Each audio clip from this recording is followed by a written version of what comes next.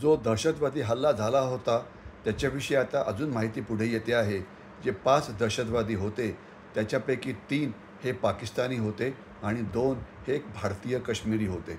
भारतीय काश्मिरी कशाकरता होते तर त्यांना गाईडचं काम केलं, कारण ते लोकल असल्यामुळे त्यांना या भागाची चांगली माहिती होती आणि त्यांनी खरं तर लायझन ऑफिसरचं काम केलं. कुठे थांबायचं, कुठे जेवायचं, कुठल्या रस्त्याने जायचं, हे सगळं काम त्यांनी केलं.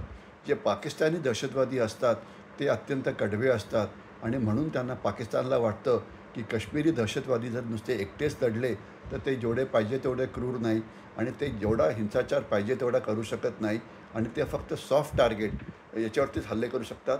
मोठे हल्ले करण्याची त्यांची क्षमता नाही.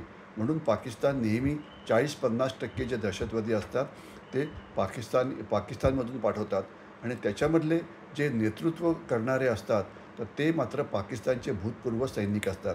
आता हा जो मूसा आहे, ज्यांनी या गटाचं नेतृत्व केलं, तो एक पाकिस्तानचं जे स्पेशल फोर्सेस ग्रुप आहे, ज्याला SSG म्हटलं जातं, तो त्याच्यामध्ये होता.